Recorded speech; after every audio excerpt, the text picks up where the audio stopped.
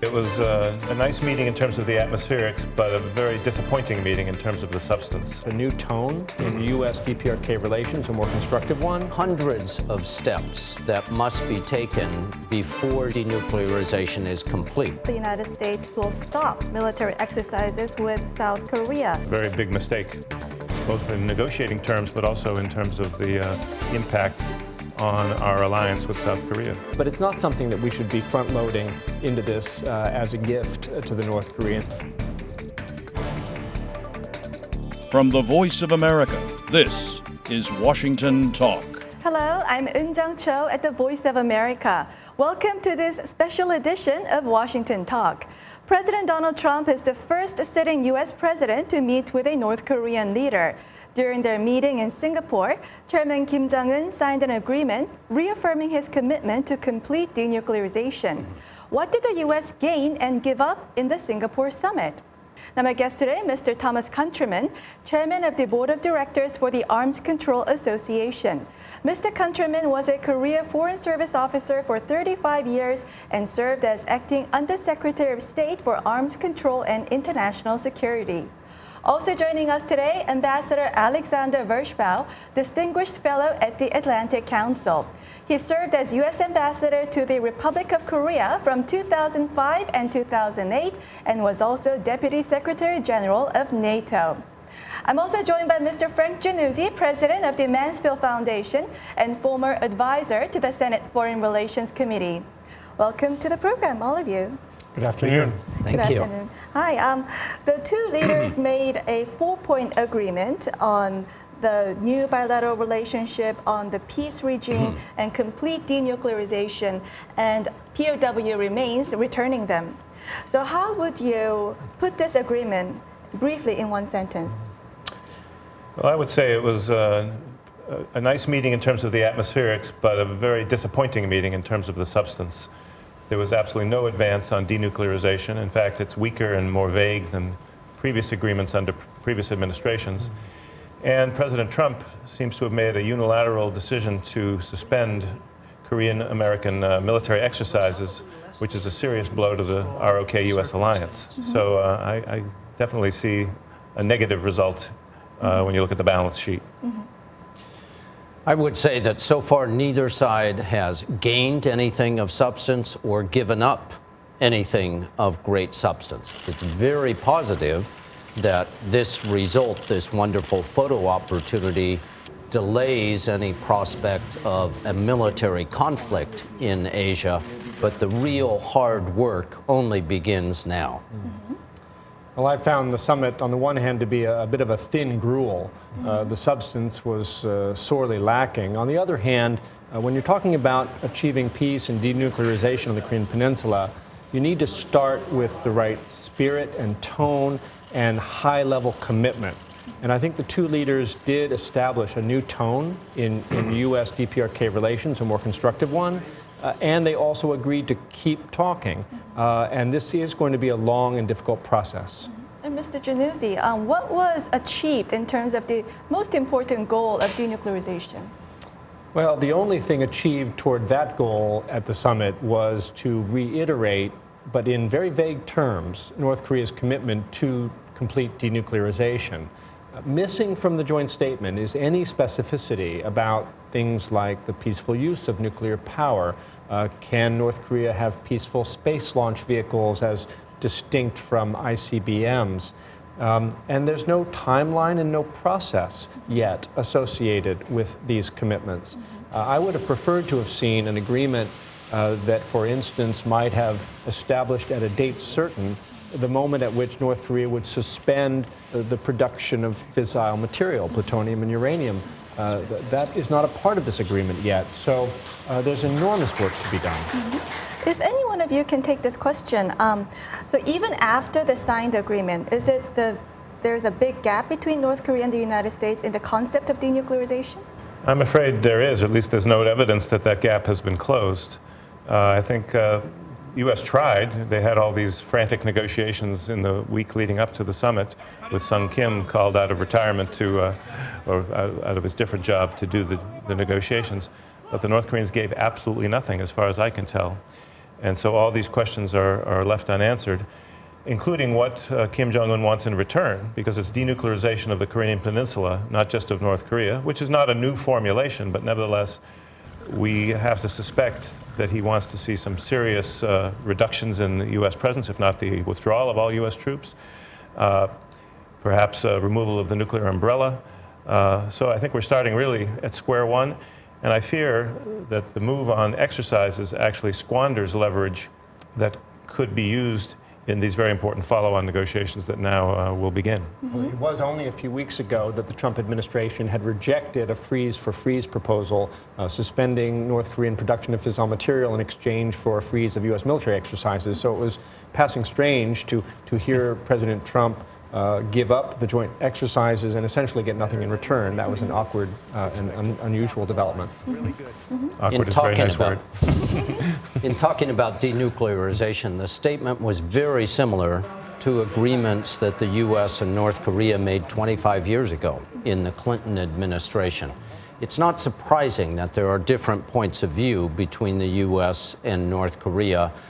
And it's not surprising that Mr. Trump and Mr. Kim are not the right people to resolve that disagreement in a single day's meeting. But it does need to be the first priority for the follow-up meetings between diplomats of the two countries.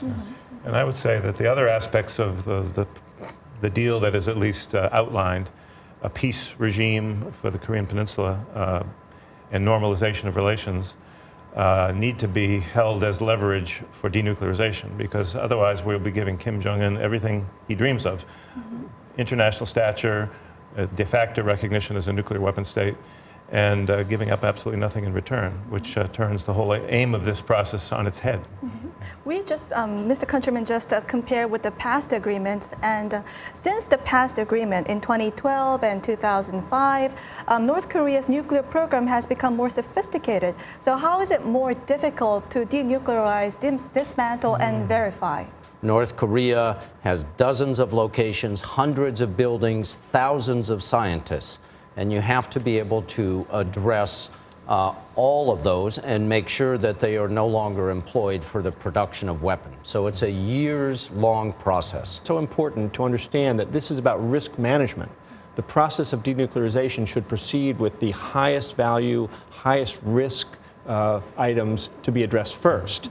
Plutonium production, fissile material production, ICBM testing, nuclear testing, but then as you proceed down the path, there are literally hundreds of facilities that need to be somehow either eliminated or transformed from military uses to peaceful. And this is going to take 6, 10 or more years. That's absolutely right. And beyond the technical aspects, sort of the basic difference from past agreements is they have nuclear weapons. They have missiles. So what the Trump administration was trying to achieve, as far as we know, was what you could call a front-loaded schedule, where the most dangerous things, the bombs themselves, the warheads, and the intercontinental missiles that can reach the U.S. mainland and kind of jeopardize the balance of power, that those would be at least taken offline and maybe removed from the country or disabled. So we need to get back on that kind of path to put the North Koreans to the test.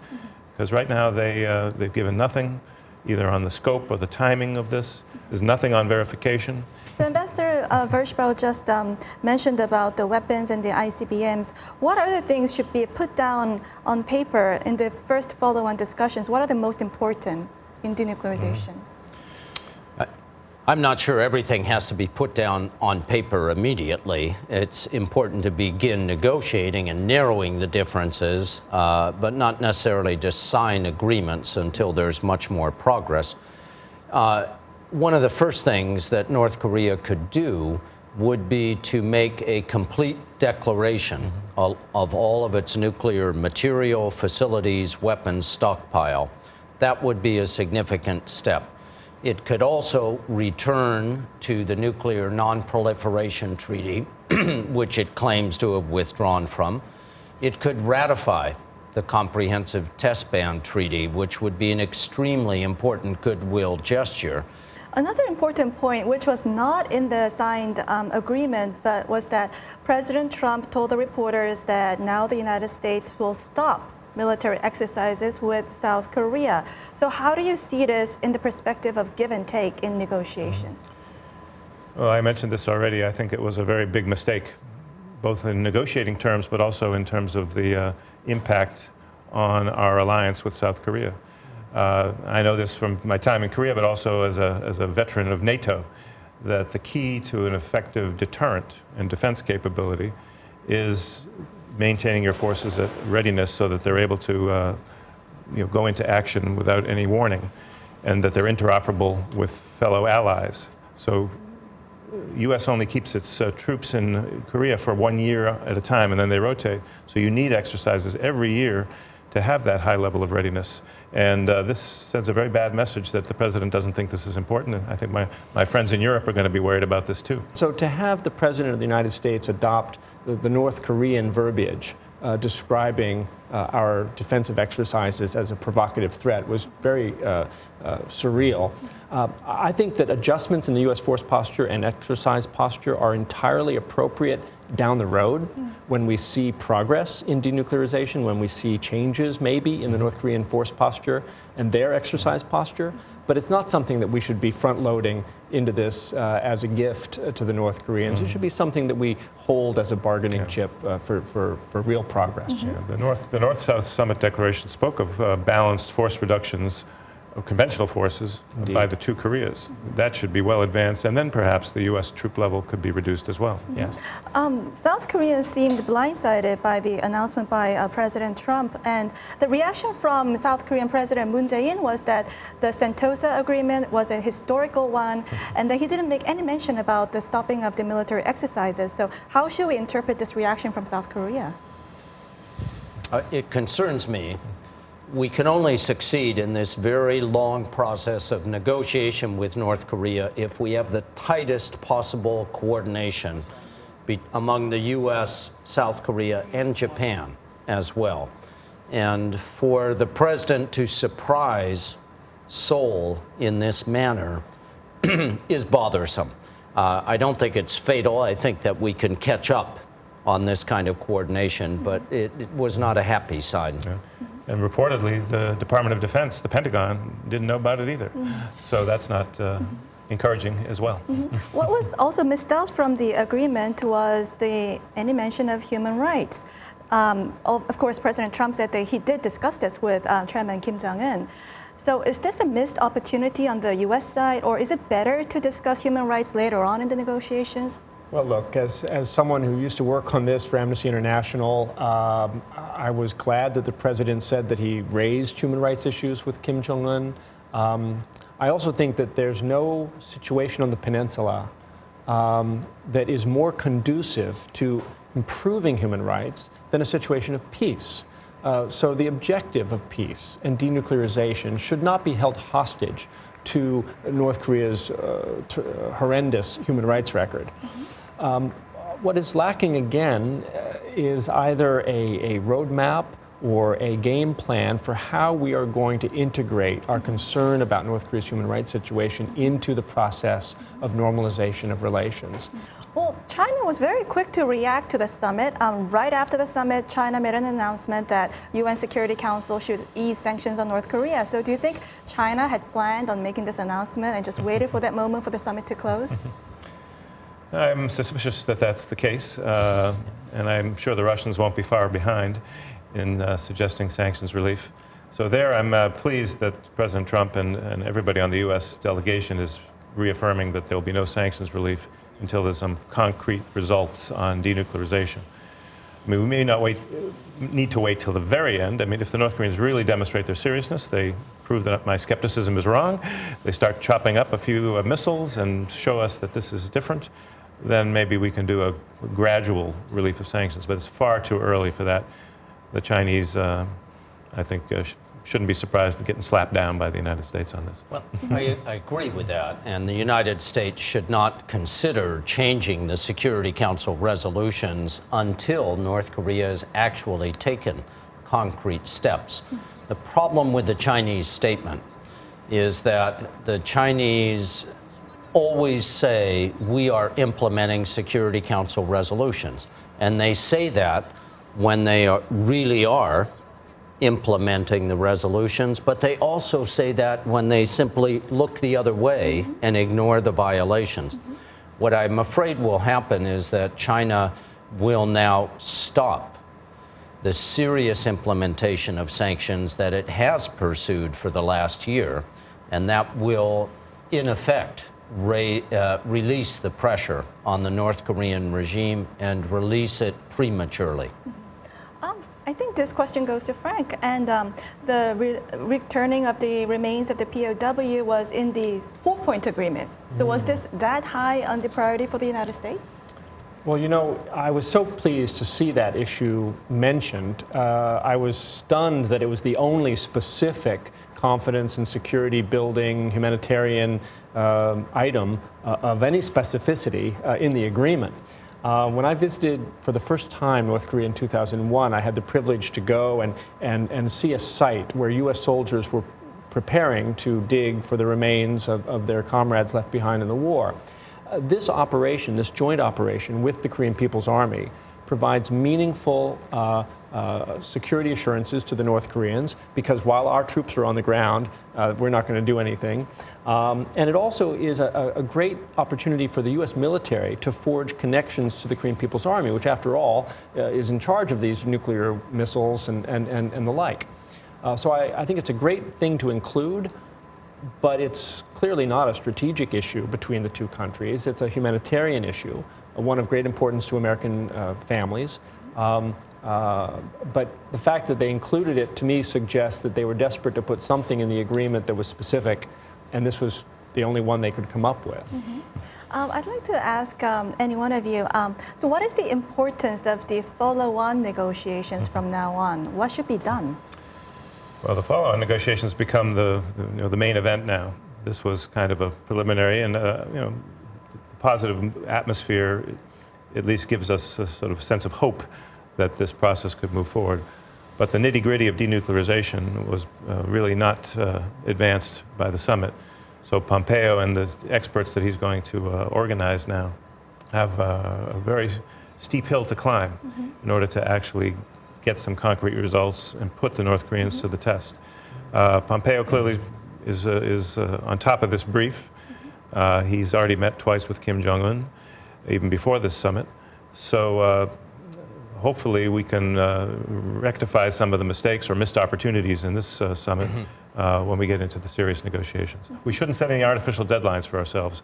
Another visit, another summit, having Kim Jong-un come to Washington, I think should be held in abeyance until we can see whether this is the same old Kim dynasty at work, or whether the Kim Jong-un is really different from his father and his grandfather.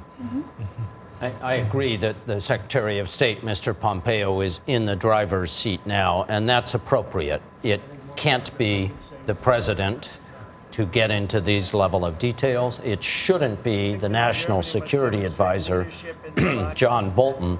The real question is whether Mr. Pompeo will do something that so far the White House has not done in a year and a half, which is to trust the professional diplomats and scientists and analysts who can actually create the conditions to meet the goals set out in the communique. Yeah, my crystal ball is always a little bit foggy on North Korea, but I'm very glad that Pompeo seems to be driving this process forward now. And I would not be surprised, however, in light of his personal commitment to the pageantry of this process, if President Trump did not plan a visit to Pyongyang before November. I worry because already the president has essentially bestowed great legitimacy and prestige and honor onto the North Korean leader. And a visit to Pyongyang would be sort of the final icing on the cake. And this is something that should be viewed as a diplomatic tool, not as a ratings-driven TV event. Well, on that note, that's all the time we have for today. Thank you for joining us. Thank you. Very welcome. Thank you. Thank you. Pleasure. And this was Washington Talk from the Voice of America, and I'm Eun Jung Cho. Join us again later this week for our regular programming.